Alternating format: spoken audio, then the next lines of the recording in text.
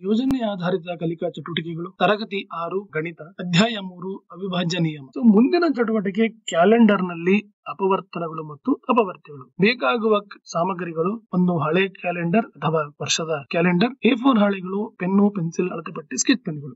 ಚಟುವಟಿಕೆಯ ಸೂಚನೆಗಳು ಈ ರೀತಿಯಾಗಿರ್ತವೆ. ಇತ್ತೀಚಿನ ಕ್ಯಾಲೆಂಡರ್ ನ ತೆಗೆದುಕೊಂಡು ಅದರಲ್ಲಿ ಜನವರಿ 1 ದಿನ 1 ಅಂತ ಹೇಳಿ ಗುರುತು ಮಾಡ್ಕೊಬೇಕು. ಆ ವರ್ಷವು ಅಧಿಕವಾಗಿದ್ರೆ ಏನಾಗಿರುತ್ತೆ, 31 ಡಿಸೆಂಬರ್ 366 ದಿನ ಆಗುತ್ತೆ. ಅಧಿಕ ವರ್ಷ ಆಗಿರದಿದ್ರೆ 31 ಡಿಸೆಂಬರ್ 365 ದಿನ ಆಗುತ್ತೆ. ಇಲ್ಲಿ ಹುಟ್ಟಿದ ದಿನವನ್ನ ಬರೆದಿಟ್ಕೊಬೇಕು. ಇಲ್ಲಿ ಉದಾಹರಣೆಗಾಗಿ ಹುಟ್ಟಿದ ದಿನ ತಗೊಂಡಿದ್ದಾರೆ. ಹುಟ್ಟಿದ ದಿನ ಏನಾಗುತ್ತೆ ಅಂತಂದ್ರೆ 18 ಆಗುತ್ತೆ. ಕ್ಯಾಲೆಂಡರ್ ನ ಪ್ರಕಾರ ಆ ವರ್ಷದಲ್ಲಿ ನೀವು ಹುಟ್ಟಿದ ದಿನದ ಅಪವರ್ತ್ಯಗಳಾಗುವ 11 ರಿಂದ 25 ದಿನಗಳ ಪಟ್ಟಿಯನ್ನ ತಯಾರಿಸಿ ಅಂತಂದಿದೆ. ಉದಾಹರಣೆಗೆ ನೀವು ಹುಟ್ಟಿದ ದಿನ 18 ಆಗಿದ್ರೆ ಇಲ್ಲಿ ಹುಟ್ಟಿದ ತಿಂಗಳನ್ನ ಪರಿಗಣಿಸಿಲ್ಲ, 18ನೇ ದಿನವಾಗುವ ದಿನಾಂಕಗಳನ್ನು ಇಲ್ಲಿ ಬರಿಬೇಕಾಗುತ್ತೆ.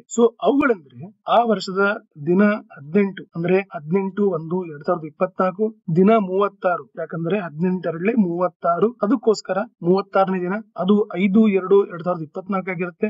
ದಿನ 54 22/2/2024. ಹೀಗೆ ನಾವು 18ರ ಒಂದು ಮಗ್ಗಿಯಲ್ಲಿ ಬರುವ ಅಥವಾ 18ರ ಅಪವರ್ತ್ಯ ಲೀಸ್ಟ್ ಮಾಡ್ತಾ ಆ ಸಂಖ್ಯೆ ಯಾವ ದಿನಾಂಕದಂದು ಬರುತ್ತದೆ ಅಂತ ಹೇಳಿ ನಾವಿಲ್ಲಿ ಲೀಸ್ಟ್ ಮಾಡ್ತಾ ಹೋಗ್ಬೇಕು. ಇಲ್ಲಿ ಟೋಟಲ್ ಆಗಿ ನಮಗೆ 18/20 360ನೇ ದಿನಾಂಕ 21/12/2024 ಆಗಿರುತ್ತದೆ ಅಂತ ಹೇಳಿ ಹೇಳ್ಬಹುದು. ಈಗ ಹೊಸ ಕ್ಯಾಲೆಂಡರ್ನ ಪ್ರಕಾರ ಆ ವರ್ಷದಲ್ಲಿ ಗಣರಾಜ್ಯೋತ್ಸವದ ದಿನ, ಸ್ವಾತಂತ್ರ್ಯ ದಿನೋತ್ಸವ, ಶಿಕ್ಷಕರ ದಿನಾಚರಣೆ ಮತ್ತು ನೀವು ಹುಟ್ಟಿದ ದಿನಗಳು ಯಾವ ದಿನಗಳಾಗುತ್ತವೆ, ಈ ದಿನಗಳವರೆಗೆ ವರ್ಷವನ್ನು ಸಮವಾದ ಸಂಖ್ಯೆಗಳ ಭಾಗಗಳನ್ನಾಗಿ ನೀವು ಹೇಗೆ ವಿಭಾಗಿಸಬಹುದು, ಪ್ರತಿ ಭಾಗದ ಕೊನೆಯ ದಿನವನ್ನು ಪ್ರತಿನಿಧಿಸುವ ದಿನಾಂಕಗಳು ಯಾವುವು, ಈ ಭಾಗಗಳನ್ನ ಪ್ರತಿನಿಧಿಸಲು ಚಾರ್ಟ್ ಮತ್ತು ಸ್ಕೆಚ್ ಪೆನ್ಗಳನ್ನ ಬಳಸಿ ಒಂದು ಕ್ಯಾಲೆಂಡರ್ ಅನ್ನ ಇಲ್ಲಿ ತಯಾರಿಸಬೇಕು ಅಂತ ಹೇಳಿ ಒಂದು ಆಕ್ಟಿವಿಟಿ ಆಗಿದೆ. ಈಗ ಉದಾಹರಣೆಯನ್ನ ನೋಡೋಣ. ಗಣರಾಜ್ಯೋತ್ಸವ ದಿನ, ರಿಪಬ್ಲಿಕ್ ಡೇ ಏನಾಗುತ್ತೆ 26 ಜನವರಿ ಬರುತ್ತೆ. 24/1/2024 ಅಂತ ಹೇಳಿ ನಾವು ತಗೊಂಡಿದ್ದೀವಿ.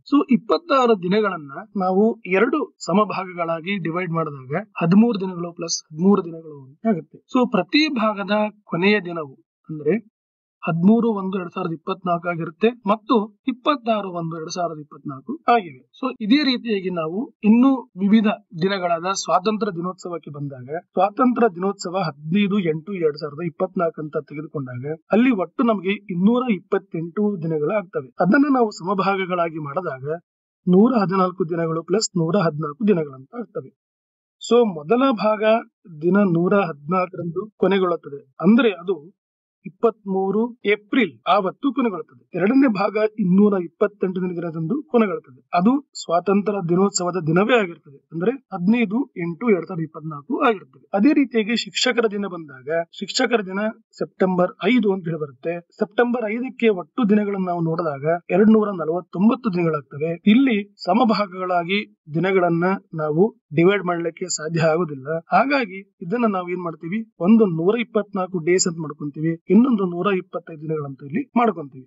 ಮೊದಲ ಭಾಗ 124ನೇ ದಿನದಂದು ಕೊನೆಗೊಳ್ಳುತ್ತದೆ, ಅಂದ್ರೆ ಮೇ 3/5ಕ್ಕೆ ಇದು ಕೊನೆಗೊಳ್ಳುತ್ತದೆ. ಎರಡನೇ ಭಾಗ 249ನೇ ದಿನದಂದು ಕೊನೆಗೊಳ್ಳುತ್ತದೆ, ಅದು ಶಿಕ್ಷಕರ ದಿನಾಚರಣೆಯ ದಿನನೇ ಆಗಿರುತ್ತೆ. ಇನ್ನೊಂದು ಹುಟ್ಟಿದಬ್ಬ 18/1/19 18/1/2016.